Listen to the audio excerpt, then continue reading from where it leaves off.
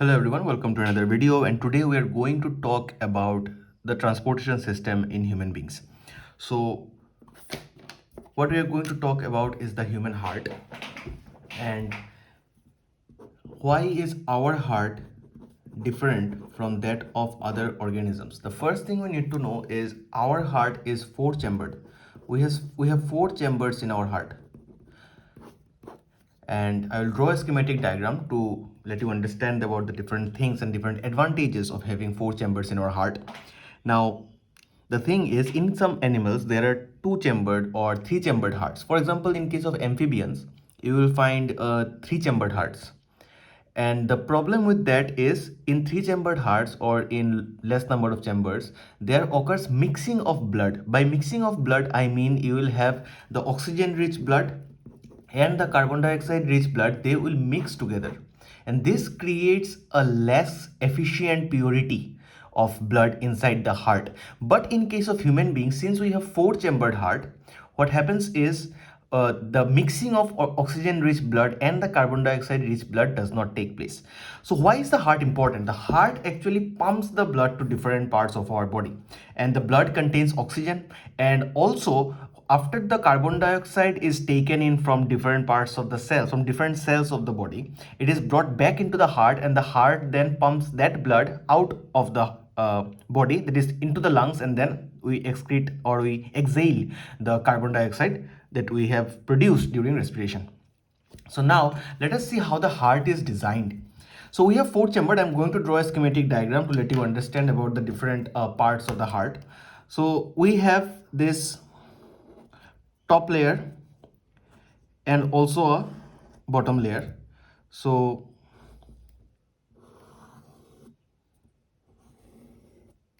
okay, and this is divided into four parts. Here what we have is something we called a valve. We'll talk about it in a moment.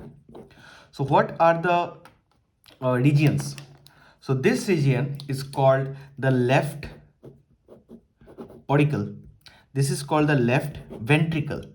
This is called the right auricle, and this is the right ventricle. Okay, so we have four parts in our heart, four chambers, and this in the middle, this partition, which is called the septum, actually helps in keeping the oxygen rich blood and the carbon dioxide rich blood separate. Now how does that happen? Let us look into it. So what happens is, here we have some openings in this part. These openings are called the pulmonary arteries. Through the pulmonary arteries, what enters into the lungs are oxygen rich blood. Okay, so when you breathe in, after taking in the oxygen, this oxygen moves to the alveoli. From the alveoli, it is taken up, and then it moves it is taken up by the blood vessels, and these blood vessels will come and put the blood inside the left auricle. From the left auricle, the blood goes into the left ventricle. This is the direction of flow. Now this region here is called the septum, is called the valve. This is a valve. Same here also, we have one valve. So what is the function of this valve? When the blood tries to enter the left ventricle, this works as a door that opens in only one direction. So this valve will open in this direction. As it opens, the blood enters. When the blood enters, the valve again closes back. So it will open and then close. It will not open in the opposite direction. So how does it help? If the blood once enters the left ventricle, it will never go back to the left auricle. In case you have any dysfunction or malfunctioning of this part of your heart, that is your valve, in that case only the blood may go back into the left auricle. Now that may create some problems in your body. Okay, so in order to avoid all those diseases or all those attacks or all those problems, this valve only opens in one direction. The blood enters and then it again closes back like a door. Okay, it automatically closes back. So now the blood is into the left ventricle, and this is what? Oxygen rich blood. This oxygen rich blood will then go and come out of the heart through this direction, and this part is called the aorta. You can call it the main artery of the body, because arteries carry oxygen rich blood. So this, through this aorta, the blood will come out, and it will go circulate into the different parts of the body. It will serve the oxygen, or it will provide the oxygen into different all the cells of the body.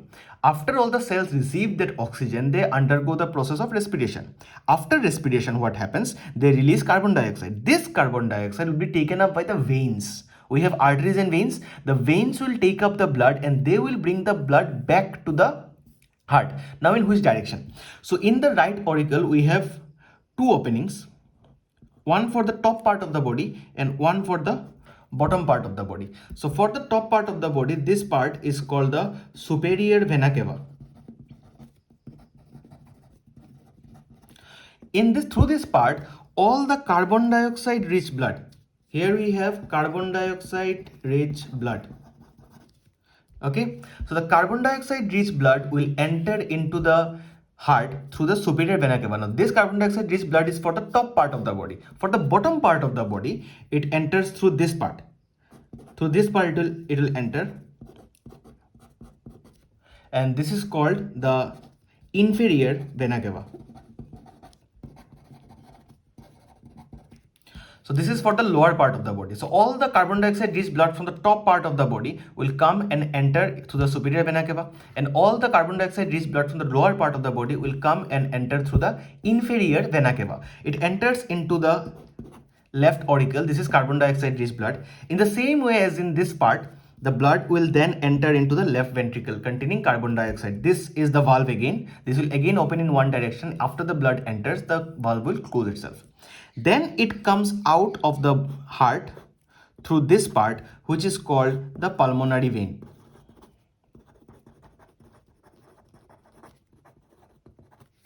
Okay, it comes in through the pulmonary vein.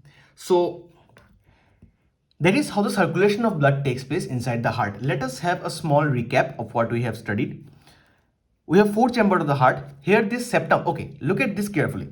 This septum here, what it does, here we have seen oxygen rich blood entering and exiting through the aorta. Here we have seen carbon dioxide rich blood entering and exiting through the pulmonary vein.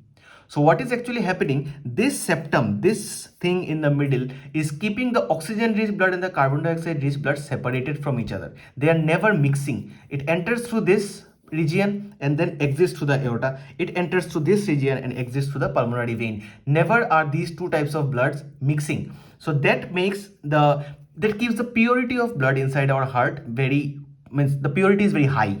Whereas in case, as I said, in case of amphibians, they have three chambered hearts, and in the third chamber there is no septum. So suppose you have these two chambers and this is a single chamber. So in this single chamber there will be mixing of two types of blood. As a result, the purity of blood is hampered. So again, let us go for the recap. The oxygen rich blood comes from the lungs, and the oxygen comes from the lungs. The blood vessels carry this oxygen rich blood and puts it into the left auricle, which then moves into the left ventricle because of the movement of this valve. From the left ventricle, it goes out through the aorta into the body. The body does respiration. After that, carbon dioxide is produced. This carbon dioxide will be put into the lungs through these openings. These openings are called the superior vena cava for the top part of the body, and from the lower part of the body, all the carbon dioxide rich blood that is coming will enter through the inferior vena cava, that is this one. Okay, so we have two openings. Through this, the blood will enter the left auricle. From this, it will move to the right auricle, and from the right auricle, it will move to the right ventricle through again the same valve, and then it will come out through the pulmonary vein. So as you can see, it moves, the oxygen rich blood comes in left auricle, left ventricle, aorta. Simple. The carbon dioxide rich blood comes in right auricle, right ventricle, and pulmonary vein. Okay, so that is how the blood is transferred or pumped from the heart. Now in case of human beings, we have a double circulation of blood. Double circulation. Why is it called double circulation? At first the blood will enter containing oxygen to the heart and it will move out. At the end, again the same blood containing the carbon dioxide will again enter the heart and it will go out. So the same blood, once containing oxygen and once containing carbon dioxide, enters the blood two times. Once while coming in, while entering the heart, and once while moving out of the heart. That is, the oxygen rich blood enters the heart one time and carbon dioxide rich blood again enters and leaves the heart for the second time. That's why it is called a double circulation. Okay, so this is about how the heart works. Now we have some extra topics to discuss as well, so let's move on to those. Now we have something called, I mean, in our blood we have something called the blood vessels. I mean, not in our heart, in our body we have something called blood vessels. Now blood vessels are of two types. One is the artery and the other is the vein. The arteries carry the oxygen rich blood and the veins carry the carbon dioxide rich blood. Okay, now these arteries and veins become very thin at some places, very thin blood vessels.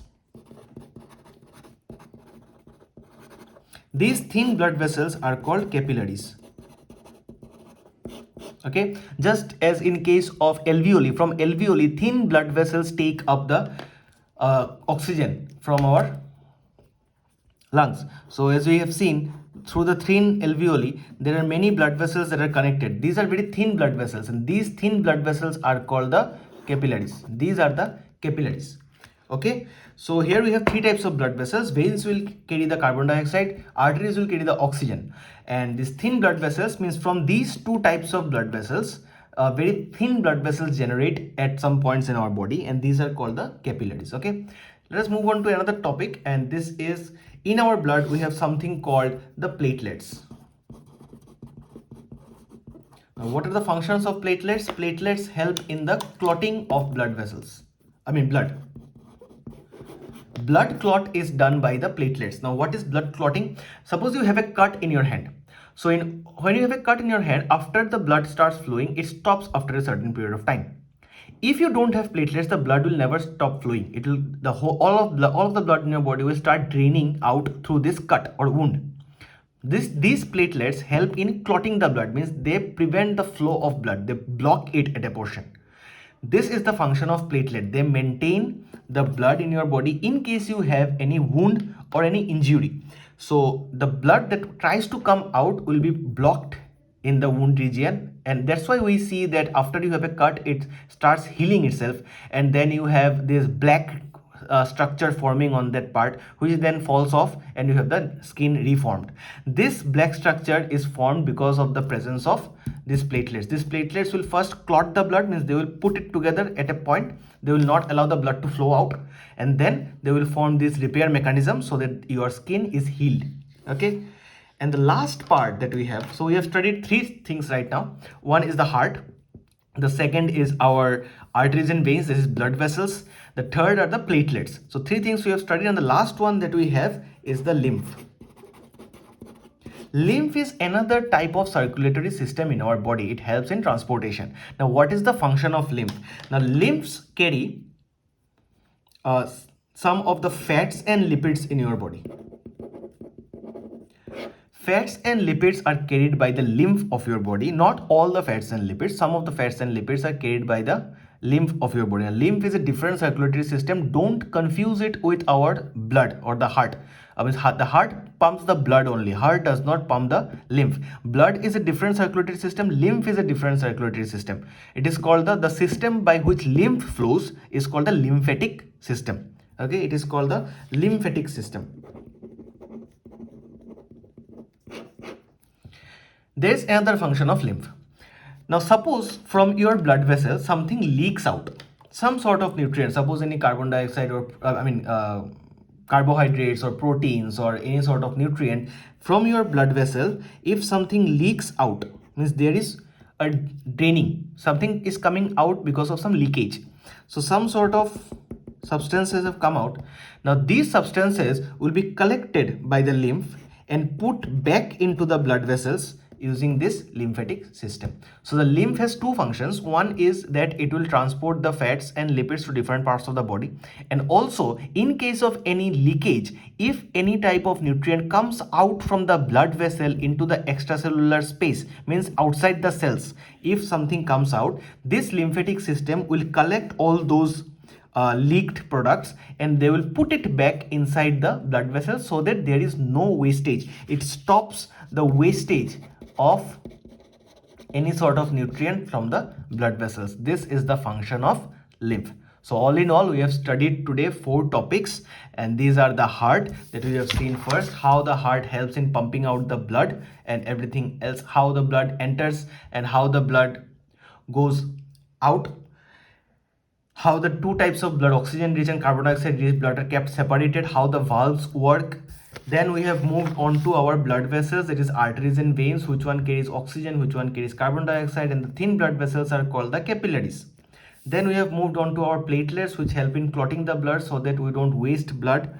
And finally, we have talked about lymph, which helps to transport fats and lipids and also prevents wastage of nutrients. In case anything leaks out of the blood vessel, the lymph will collect them and put it back into your blood vessels. So that is all about today's video. I hope you have understood what we have studied today. If you have any confusion, make sure you ask me in the comment section or you can contact me directly. So thank you everyone for watching, and until next time, cheers.